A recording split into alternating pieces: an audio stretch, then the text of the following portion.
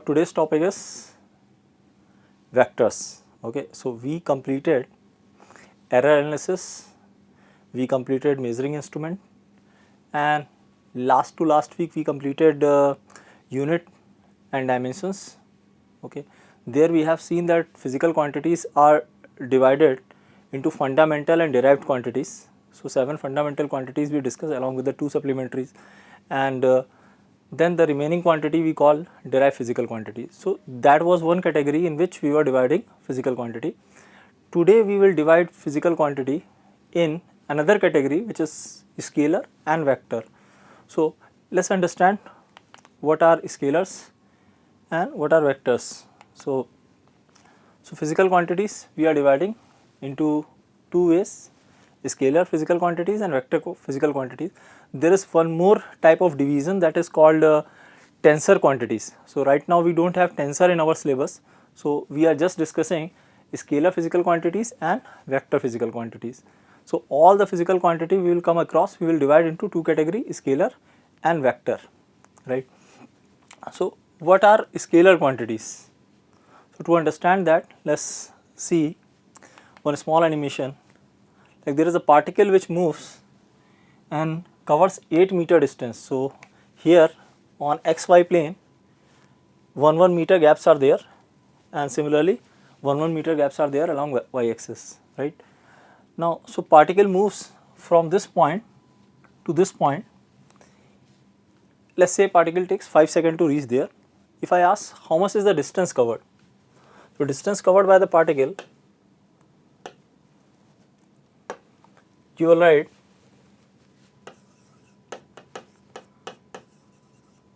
distance covered, you will write 8 meter, and this is a complete information. If I ask how much is the distance covered, you will say particle covers 8 meter distance, and this is a complete information. And if I want to give extra information, 8 meter in what direction, because particle is going along x direction, right? It is not going this way, it is not going this way, it is not coming along negative x direction or negative y direction. So I'll add one more information in this one. I'll say 8 meter along positive x axis. So the first one, distance, is a scalar quantity, and second one, this is called displacement,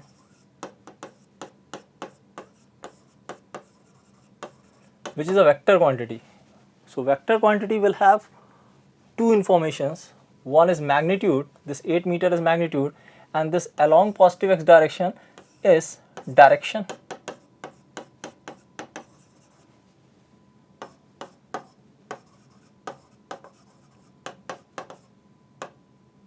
Magnitude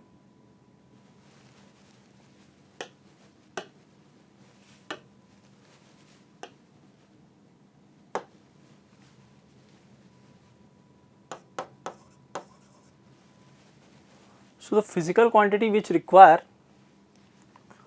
magnitude as well as direction for their description comes under the category of vector, and those physical quantity which just require magnitude for their complete description is called scalar quantity. So scalar and vector, so all the physical quantity we will divide into these categories.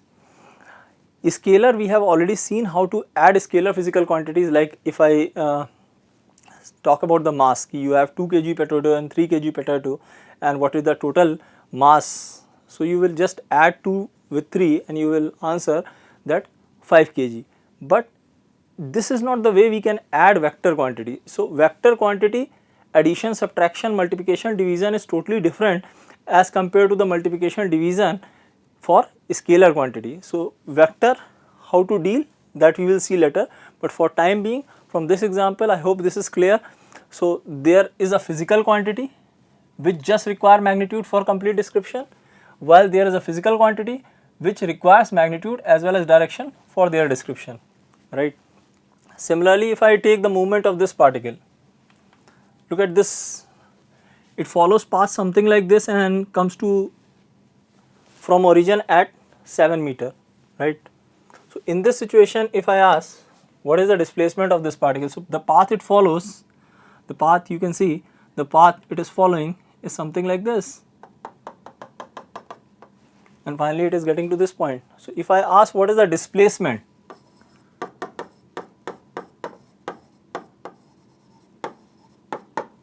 you will say 7 meter along negative y-axis. Previous case it was along positive x-axis, now in this case it is negative y-axis. So this is the displacement of the particle. Okay, so from origin it has reached to this location. In the same situation, if I ask how much is the distance covered by the particle, so you will find out the total length of this path, that will give you distance. So length of this path, length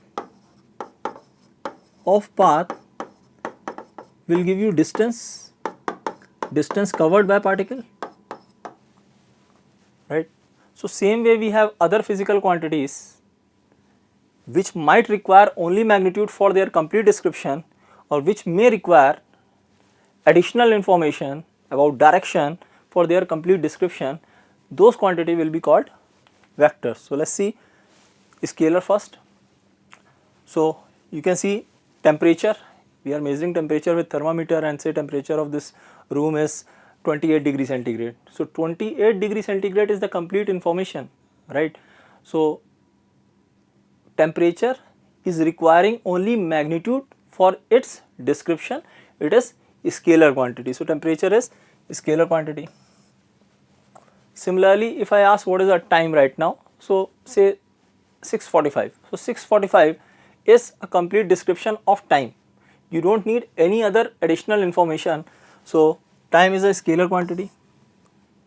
Similarly, mass is a scalar quantity, like mass of this gold bar, say 1 kg. So 1 kg is the magnitude, and this is a complete information related to the mass of this object. Okay. So length, mass, time, temperature, density, volume, these all are scalar physical quantities, right. Now let's see vector physical quantities. Okay. So previous case you can see the definition, a scalar physical quantity has only magnitude for their complete description, while in case of vector they require magnitude as well as direction. Okay. So position, for example position. So from your home, if I ask what is the position of a sweet shop, right. So you need to tell the direction towards north, towards south, south of north, 30 degree north of south, right. So along with the distance, say it is shop is at 2 km from your home and it is along or due north, right. So you have to tell that position of shop is 2 km due north. So position, for complete description you require direction as well as magnitude, right. Similarly, force, for example say this boy is exerting force 5 Newton. How I will describe the force? I will say 5 Newton towards, if I say this is positive x-axis, towards positive x-axis. So this boy is exerting force in this direction, say 6 Newton. So for this boy I will write it is 6 Newton, force is 6 Newton along negative x-axis. So along with the magnitude of force, I am giving additional information which tells us about the direction in which force is acting. So this force is acting along positive x direction, this force which is 6 Newton is acting along negative x direction. Similarly, velocity or acceleration, say this man is running with velocity say 2 meter per second due east. So 2 meter per second is the magnitude of velocity and due east will give you the direction of velocity. So position, velocity, acceleration, all these quantities are vector. Force I already discussed. Momentum, which is mass into velocity, later we will discuss, that is also vector quantity. So there are other quantities which are vector, that we will see later, but for time being, position, displacement, velocity, acceleration, momentum, force, these are vector quantities. Mass, time, length, temperature, kinetic energy, potential energy, energy, work, these quantities are scalar physical quantity. Only one information is sufficient to completely express them. Here both direction and magnitudes are required to completely express them. So I hope the difference between vector and scalar is clear.